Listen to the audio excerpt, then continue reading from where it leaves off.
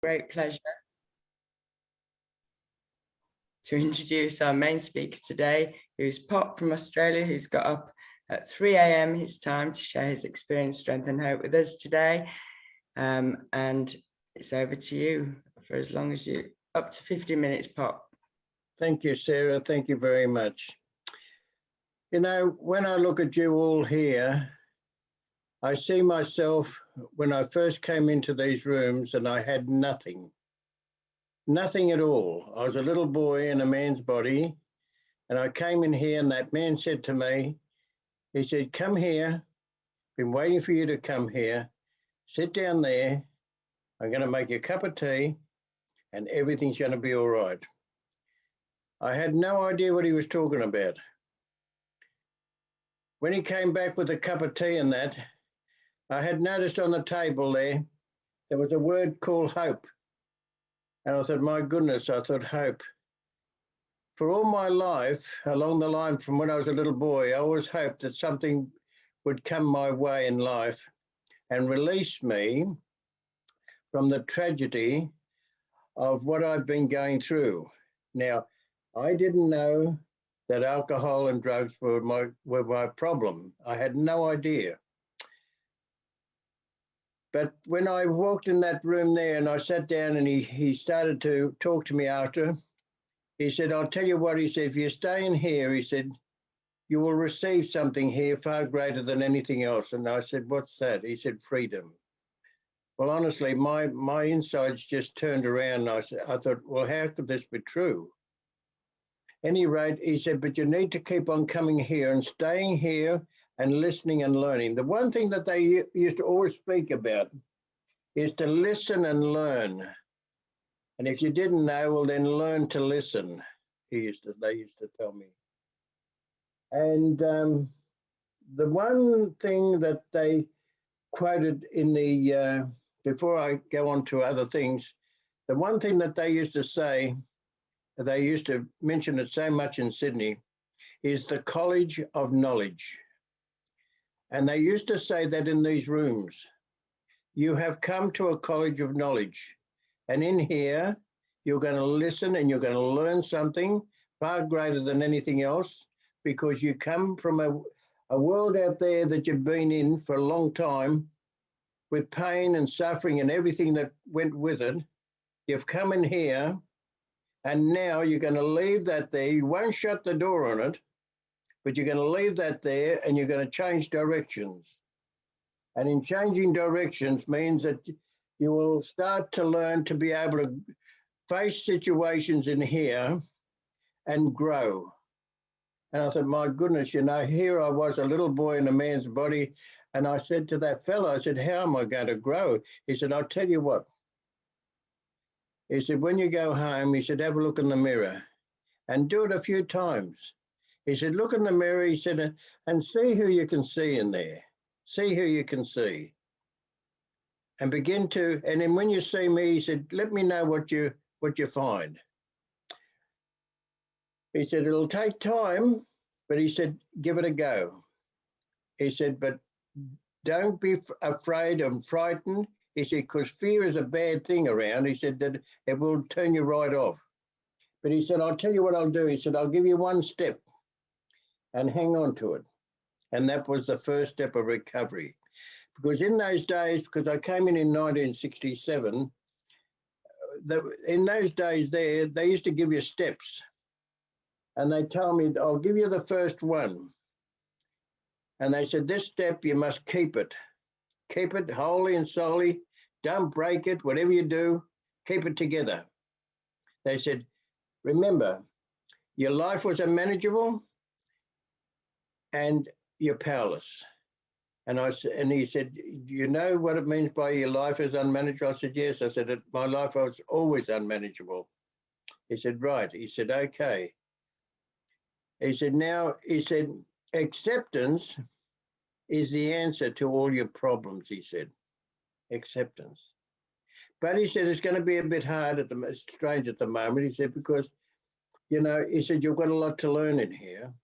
He said, you're not aware of a lot of things yet. He said, but just stay here, he said, and listen to what the speakers speak about and share their experience in here, and begin to see where you can fit into these little areas along the line, and you'll find the similarities, not the differences. They used to say the similarities, and then what you can do is later, if you don't understand anything, talk about it, speak about it, come to me or come to another one of us or anything like that. Because in that time there when I came in, you could speak to anybody there because they were all the same. They'll all take you to the side and speak to you. Or after the meeting, we'd go down and have a cuppa or something, and we all talk, and they'd say, "How you going, young man? Are you going all right?" You know. You see, it was a family. I never had that. You know, I never had that type of love. Because you see, love, when you speak about love comes out in many ways, many proportions, many side of things, you know. You can have love of kindness, you can have intimacy, you can have this, you can have that. Love comes out in a lot of ways. And even love comes out in forgiveness. Believe me, it does. You see, because we have a lot of liabilities in this. What I learned in this fellowship, the amount of liabilities we have here is tremendous, you know. And those liabilities that I find that were so bad for me, because I wasn't honest with myself, I couldn't be honest with myself when I was out there because I had to lie. I had to keep away from all the things that I had to do. I had to be above everything else, the best I could to survive. Because that's the only way I learned to survive, to lie, to cheat, to do this, to do that. But underneath it all was my kindness, was underneath that was the love that I really had there, but wasn't able to come out. And whenever I tried to do something like that, things would go wrong. Just going back just a little bit, when I was about, I think it might be about 13, something like that, 12 or 13, across the road, there was a lovely young girl there that went to school with me. And I really liked that girl. We used to speak at the school and everything like that. And I thought I could get along with her. I can talk to her, you know. Yet I couldn't talk to the others around the place. Because you see, now coming to this point is that I picked up alcohol from the age of 4 because my grandparents used to make it. They used to make the spirits and the wines, and they were very good at making them too, believe you me. And I used to nip on all those all along the line. I used to nip it before I went to school. I came home at lunchtime because I was only next door in the school, and then again later that evening. And I used to go to sleep with that sort of thing. But my family, my grandmother, knew nothing about this. I just kept it to myself. A nip here, a nip there, a nip there. But everything was all right at that stage. But my life started to get unmanageable. The school was getting upset with me because they could see that something was wrong, and probably because I couldn't concentrate on my work at school there, or whatever the case was. I couldn't get along with the kids at school there. We were having fights. So consequently, they reported back to my family there. And that's when the doctors started to come in. That's when they started to give me drugs. So I took the drugs and I took the spirits and the wines and things like that. I combined them together. And that caused a catastrophe in me when I reached stage 15 that I couldn't handle myself. I just didn't know what was wrong at all there. I had no idea. And they said to me, we'll have to get your mother to come in and see us because we have to get the specialists and whatever the case was there. And so they did. They got a psychiatrist to come in. And they said, well, we might have to put him away and get him tested and everything like that. So they stuck me in a place called Cullen Park in Sydney, a very bad place it was at that time. It's like a bloody big prison, and with big iron gates on it. And any rate, they took me there, and they locked it. All the place was always locked up, just like a jailhouse. And any rate, I went in there, and I remained in there for 11 months. And in there, they gave me shock treatments and heavy drug situations along that line. And the fact is that, and I started getting very, very sick in depressions. My anxiety was bad. I was starting to, my whole mind, because of the shock treatments and everything, I couldn't function very well. And they used to put me in a padded cell there, and I used to have to be squirming around there along that line, hoping to get out, screaming at times. I can remember little bits and pieces of it, but it wasn't good, But I often think, why should a young person be put in situations like that, But it did happen. And I'm not saying that, these things do happen in a lot of areas, in many areas along, certain countries of the world, and they put people through dreadful situations. And so I had to put up with that. Anyway, I got out after 11 months, and I decided to go back to school. And I went there for the first year in school, and you know what? That first year in school wasn't good for me. I couldn't cope. And I wanted to leave. So when the year ended there, the teacher said to me, don't leave. And the teacher knew what I was going through, and said, don't leave. And I couldn't understand why this teacher was saying, don't leave school, I was just that little boy, still back there when I was young, you know what I mean? Still in the body that I had, and I couldn't cope. And but did they ever know that I drank or anything like that? No, because I drank spirits, wines every day along the line. And then I started to get, well, I did leave school, and I went and got a job in those days there, and I started selling papers on the street corners and that there, down in the city there, and going through the hotels and selling papers in there, and the people in the bars and everything like that. They used to say, "Here he is, here's the little paper boy, pour him a drink, they used to say. But they used to give me little shandies, little shandies they used to give me in that time there, and I used to love going back into the pub all the time, I used to love that. But then after a while, things were getting bad for me, and I couldn't handle that. So I left all that, and I went to another position somewhere else, and somewhere else again, until one day I thought to myself, enough's enough. I thought I need to. I was in my teens then, and I thought, it's time that I started to do something for myself, but I didn't know what to do. And at any rate, I thought to myself, what could I do? I thought of becoming a policeman. I thought of becoming a fireman. I thought of becoming lots of things.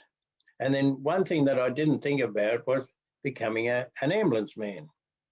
And you see, and then as I was going along that line, I could see other friends of mine from the school at that time, and they were applying for all these things, and they were getting through, and they were applying for them and getting there, going through courses and whatnot.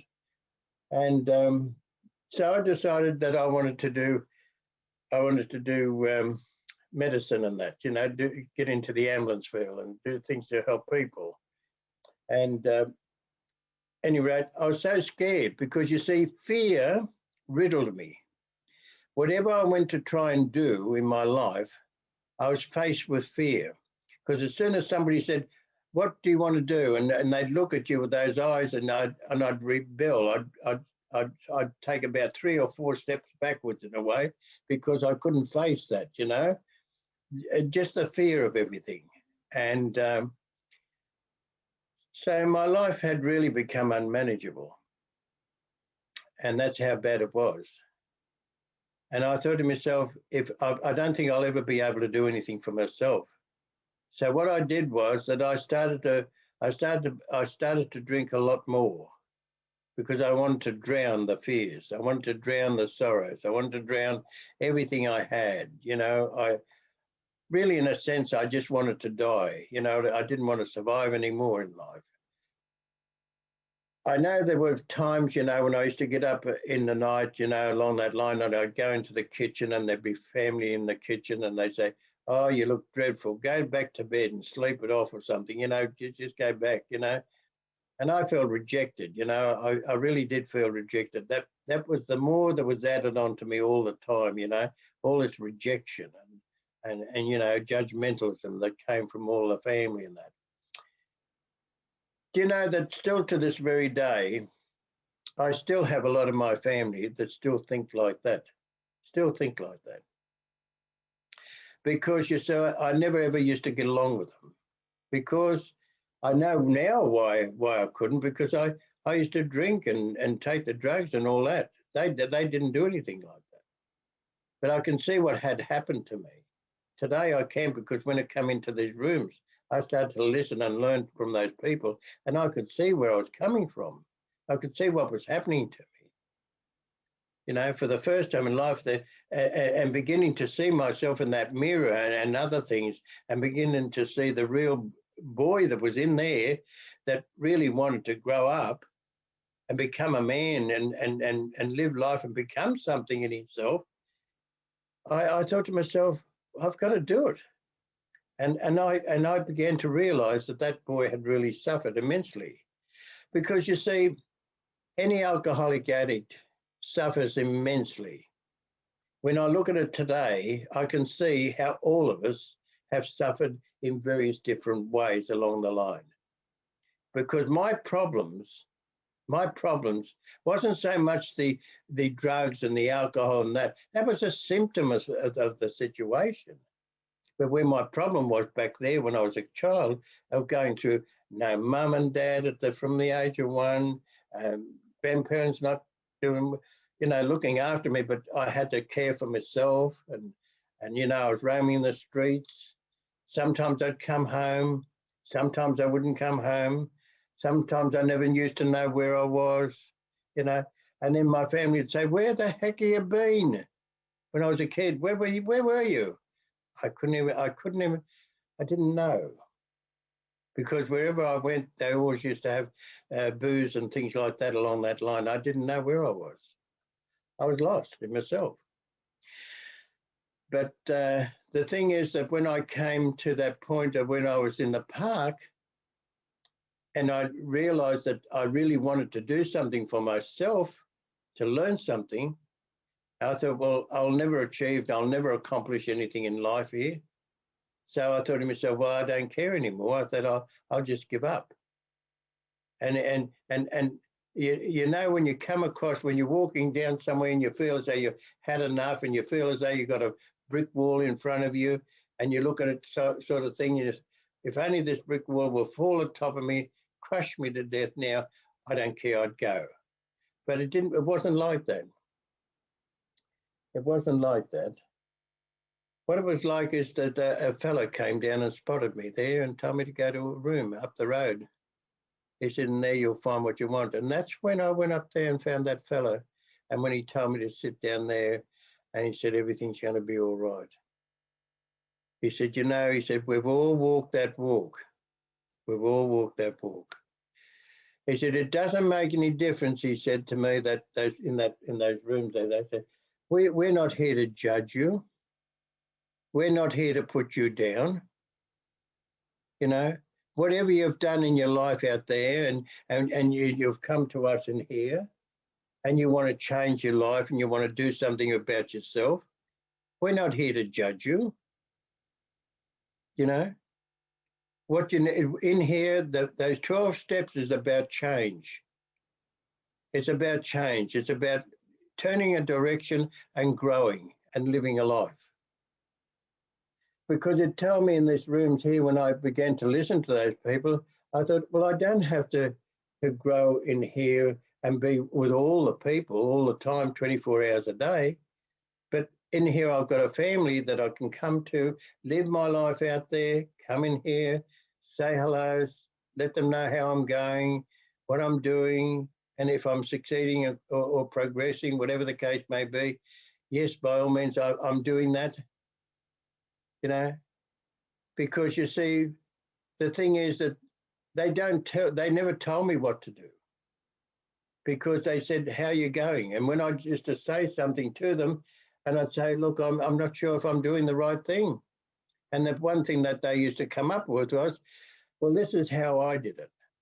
This is how we did it, you know, and they'd tell me how they did it. They didn't tell me how I should do it, how I should cut my meat or how I should eat my steak or how I should do whatever the case. They used to say, this is how we did it, you know. And I thanked them for that. I really did, because you see, I didn't have to have a resentment against them in any shape or form, because they never told me what to do. They were so kind. Do you know, in here we get people in here that, well, in those days there were nuns. We don't have the nuns around anymore now, but we used to have nuns in habits, and we have the lawyers and the barristers and all those type of things, and they used to all come in here, you know, publicans, you name it, into the rooms here, alcoholics, addicts, you know, they all come in here, dual dependency and whatever, and I used to, and these people, they were nuns and everything. Like, look, honestly, they were in the Catholic religion and other religions that they come from, all these other people. You know, in here, the one common thing that we got here was spirituality. That's what we found in here. You know, those people, they were next door to my place, the nuns. They used to teach in there, you know, but I could see that they held the fellowship of spirituality far greater than they did the one that they had over there in their school. I could see that, you know, because you see, they had love in their hearts. They had compassion in their hearts. And I could see how they approached people in comparison to other people, how they approached and did things, you know, because I began to see, I was able to begin to look around me and to see how things were. Because today, when I see a new person come into the rooms and I see how sick they are, and I tell you what, it doesn't take much when you've been in the fellowship for a while to see another person come in that doorway, and you look at their eyes and you can see that their eyes are so watery and everything like that, and they're just about to cry. And even the girls have come in sometimes and they're just like that too. And I say to them, what's the matter? And they said, oh, pressure, the pressure.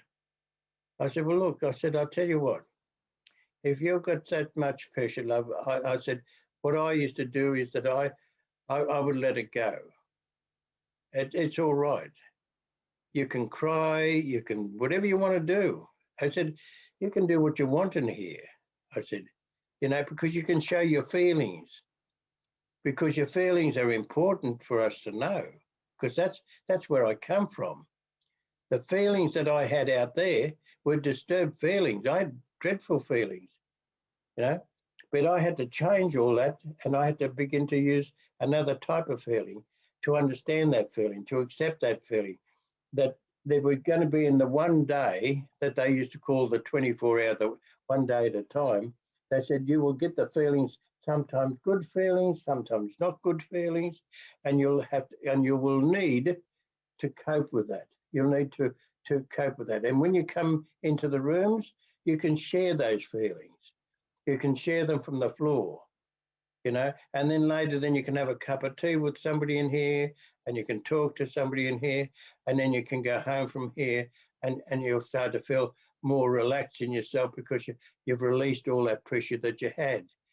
Because you see, when I was young, I didn't have any way to release that pressure. I had no way of releasing it. Nobody came to me and put their arms out and said, you know, I love you or I care for you. Come and you can cry on my shoulder or whatever the case may be. Nobody did that. Because if I showed anything like that, I was a bloody sook, you know, I'd be no good.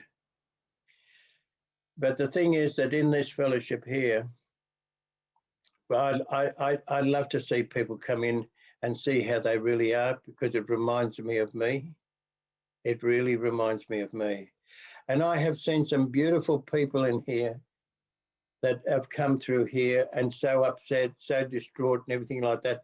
And I can tell you some sad stories about some of them too, because some of them have come into these rooms here and some of them have rung me up on the phone, and then I haven't heard from them from a little while. And then all of a sudden I turned around and I asked people, I said, whatever happened to this person? And they said, he hung himself. Oh my God. I said, why? I said, well, they said he went and hit the bottle, he took drugs and this, that and the other. That was the end of that. So you see, old John Barleycorn has a very bad situation out there. He'll destroy anybody, you know. That's why it's so vitally important, you know, when I came into this fellowship here, that they said to me, this is your first step. This is your first step of recovery. You hang on to this step, because it will bring you all the things that you want in your life. It will help you to get rid of the fears. It'll help you to open up. It'll help you to begin to be able to forgive, you know, because forgiveness is greater than vengeance. And then they said that compassion is more powerful than anger, because they said many people come in here with anger. And I said, well, I had it myself. I said, the anger was really bad in me, you know, because I used to thump walls. I used to kick doors in. I used to, you know, the amount of, this was the frustrations. This was what it was doing to me, because I couldn't cope in that outside world. I didn't know how to cope, you see. Nobody told me how to look into the sky and see the blue sky, and how to look at the vegetation around me, how to see life and life's term, how to deal with this, that, and the other. Nobody told me about that. I had to begin to see and experience that in this room, because each and every person that I met in the rooms, they used to talk about it. Oh, they'd talk about the flowers that they used to grow. They used to talk about the other things, the art that they used to make, and the other things they used to do, and everything like that. And it was marvelous to listen to the people and how they were doing things for themselves, that I was able to begin to let things go and to try things for the first time in my life. What it was like to ask another member, how are you painting or what you're doing there? Beautiful paintings of how they do landscaping, animals and everything like that. And I didn't know, you know, what was in their fingers. Well, you know, I said, how do you do that?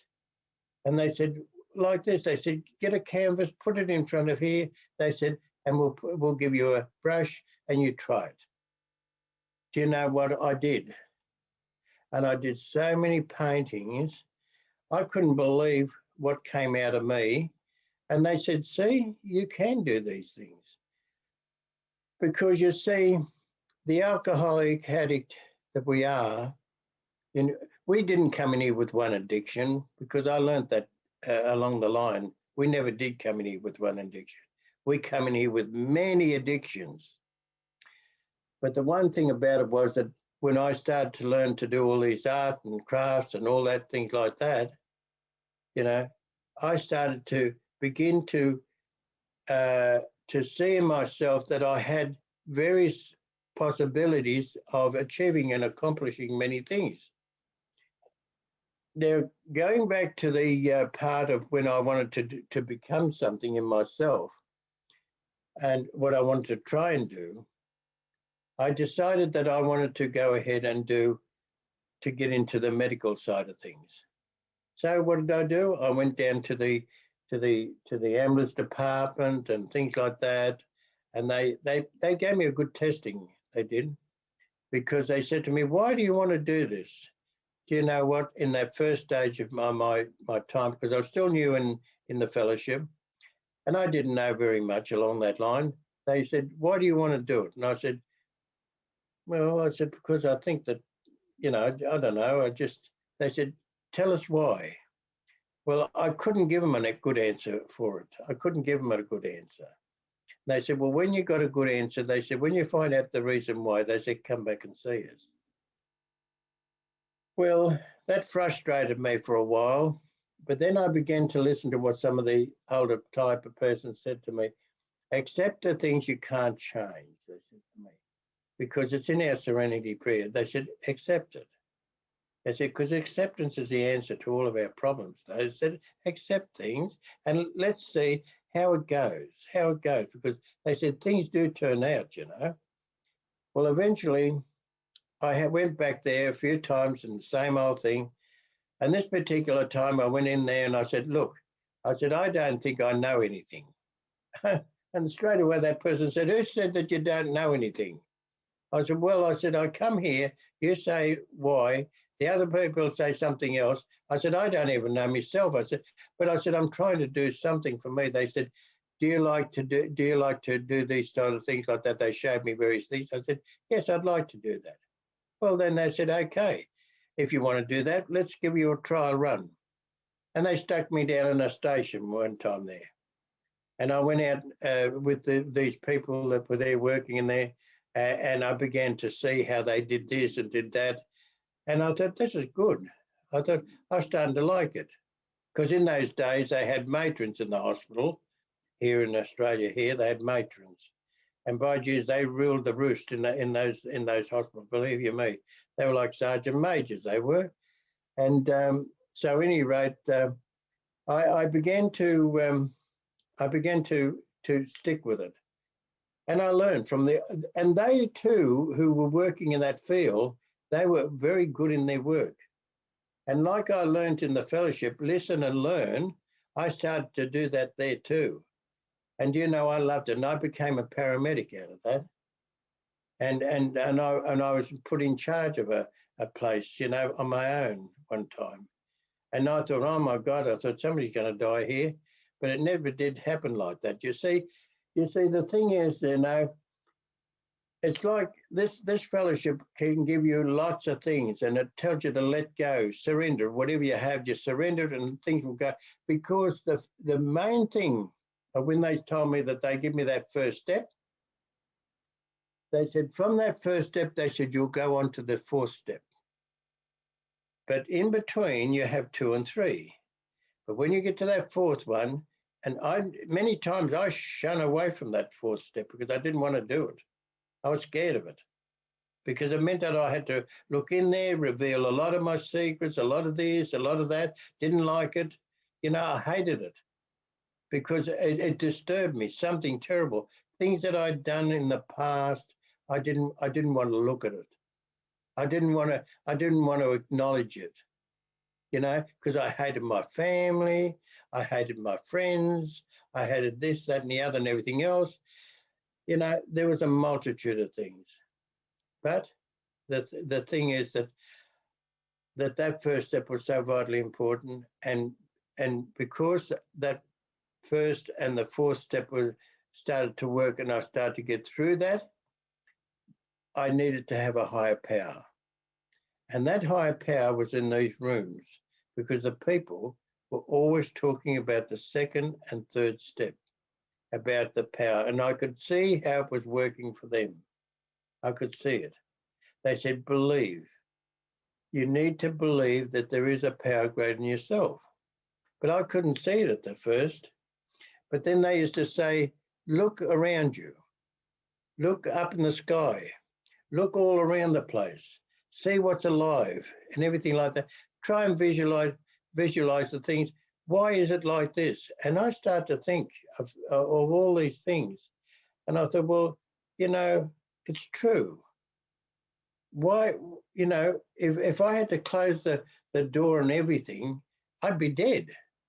So when I started to look at things, I started to see the animals the way they are, the fish the way they are, the birds how they are, the people how they are, and the trees and the air and when I started to look at all these things, I started to put all things together because I started to go to university and I learned more in university because I was starting to do a bit of medicine at uni. And the lady there that was the tutor there, she said, never analyze the existence of a higher power. Never, never, ever analyze it because it was there before you, it's here now, and it'll always be here after you. Never shut the door on it because you didn't put it here, you didn't make it, and I believed it, I didn't. And I still know I didn't do anything because you see, at night here, when I go to bed at night, I say thank you to that power that's with me. And I say, thank you very much for what you've given me today. I'm grateful. I made mistakes. Some mistakes I made today, but I'm sorry. And then I say, well, look, can I have another 24 hours, please? Can I have another 24 hours? You see, that's my humility in a sense to say to that higher power, can I have it, please? I'd like to have another one. Reason being, because today I have a family. Today I have 9 grandchildren, 5 great-grandchildren. I have a family, a son, and that there's 2 or 3 of them in addiction. And I've helped them along, and they're doing okay because they look to me for guidance along that line, and I am there for them. I can't tell them what to do, but I'm there if they need me to be with them at any time. I'm always there for them, you see. And my kids love me today. They love me very, very much. They never see me on the outside when I was like that or anything like that. No way, They never ever seen me the way I was. But you see, they see this person today that is okay for them and loves them very dearly and everything like that, Because they can't believe that I was that person. They can't believe. They said, well, I couldn't imagine you, Pop, to be there like that. I said, but I was. And, I brought them along to meetings with me, and they said, you've got a lovely fellowship here, Pop, They all speak nice. This is what they pick up themselves, from coming in and listening, And they say, it's good. And whenever I come along or whenever they have the moment, they'll say, can I come with you, Pop? Yeah, sure, come on. You can come with me. And I take them with me, you see. And if I get up and share, I talk about whatever I have to talk about. And they say to me on the way home or something like that, I said, did you do all that, Pop? I said, yeah, why? Oh, no, I've never heard you talk about that. And that's sharing with my kids, letting them know how I was, and that's good because I'm open enough. I don't have to close the doors on them because I don't believe I should shut the doors on my family, They need to know how their Pop is and how he was or anything like that. If they ask me, I'll let them know. And they can do that, But how am I today? Today, I have ups and downs. The day is 24 hours, and I wake up in the morning.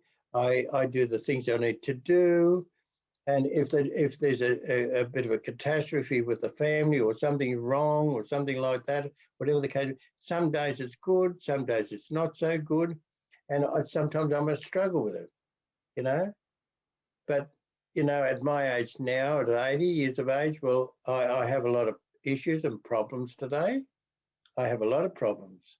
I have health problems.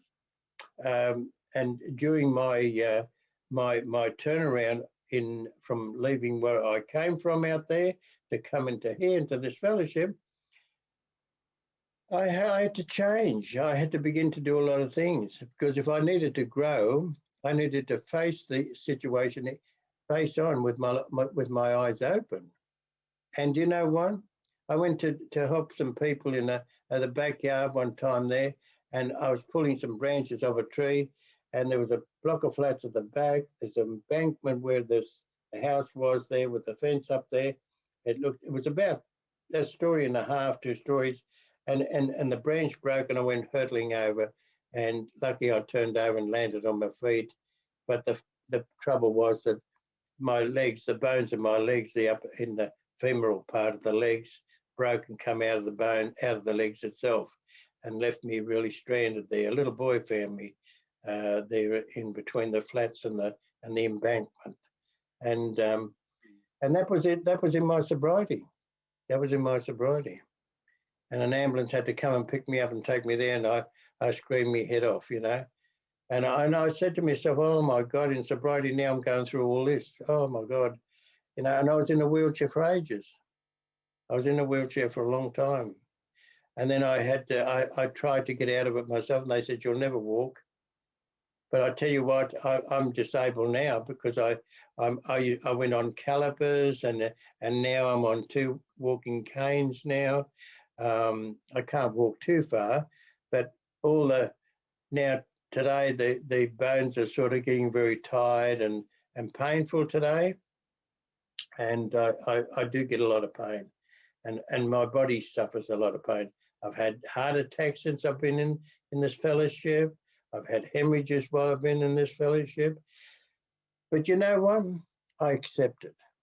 I accept it because they told me in this fellowship here, don't complain, they said to me. Don't complain. I heard many of them say this, don't complain. And I thought, oh my God, I said, if you could only feel what I'm feeling, my pain and everything like that, you'd understand. I thought to myself, this is what was going through my head. One side of me was saying one thing, but the other side was saying, shut up and stop complaining. Keep quiet, you know? And I remember what they used to say in those early days, you know, take the cotton wool out of the ears and shove it in your mouth. You talk too bloody much, you know?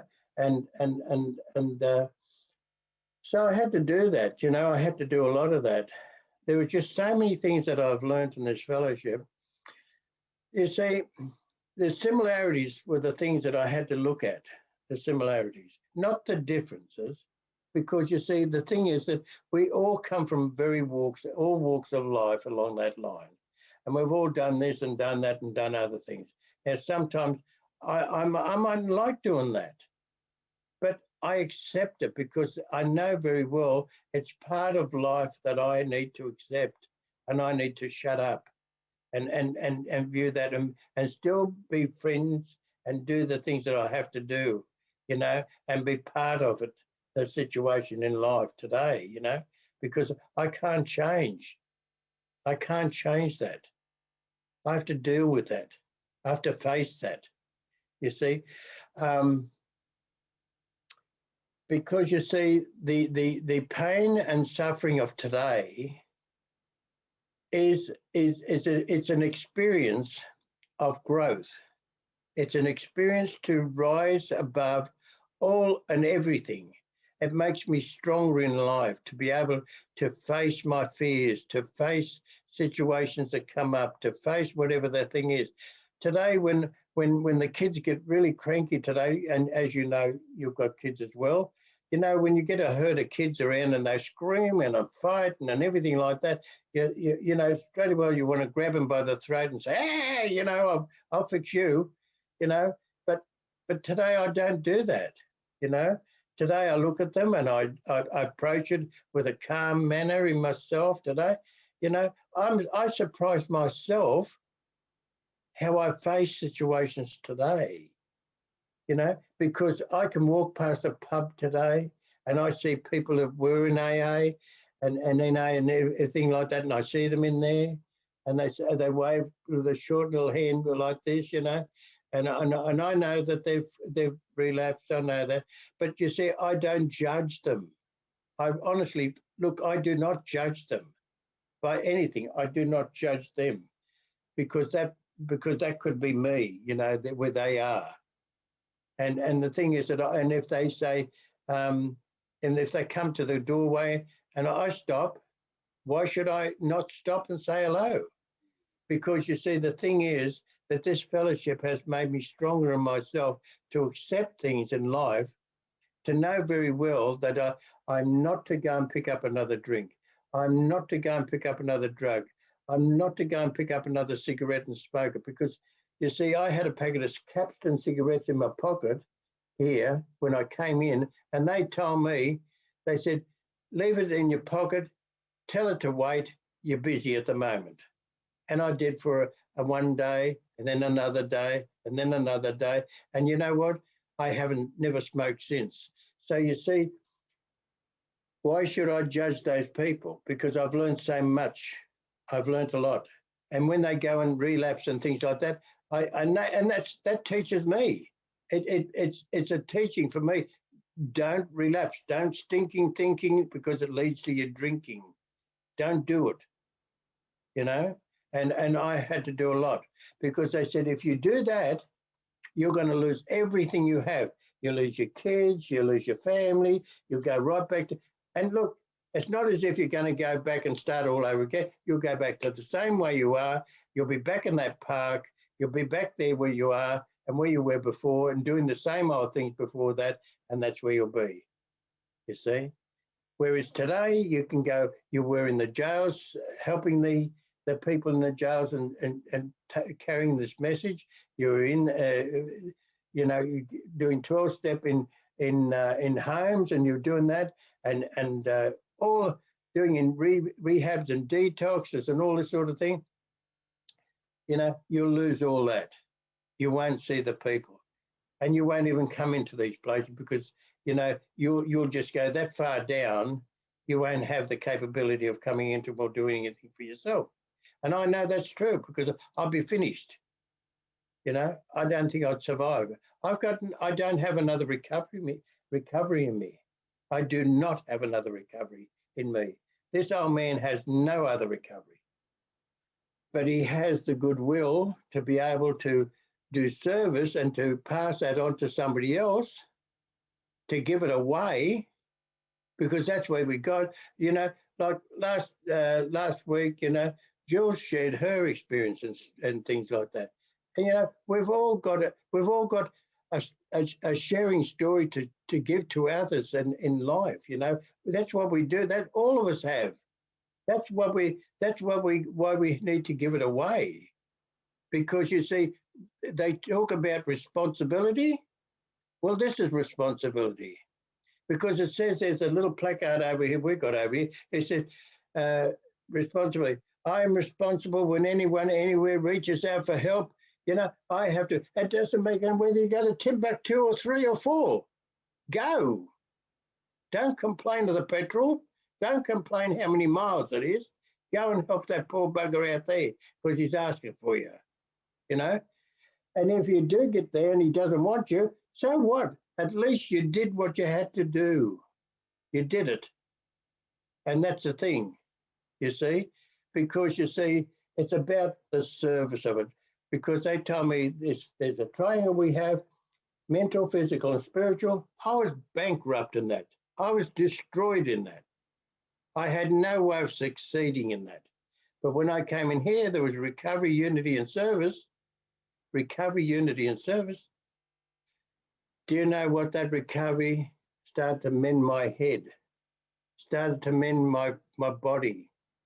You people started to help me. You started to give me faith in this place here. You gave me everything I needed in here. And you started to make me grow up. You actually helped that little boy grow in here. That little boy started to grow up. And when I look in those pictures of mine when I was a little boy in Holy Communion and other things like that, I said, that little boy there. And I said, well, mate, we've grown up now. We're together now. And that's how it is. And I see that. That little boy did grow up.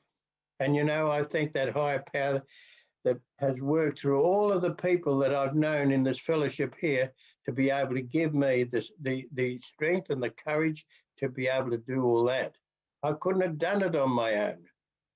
I could never. There's a part in here that says in the spiritual experience that recovery from alcoholism has manifested itself among us in many different forms.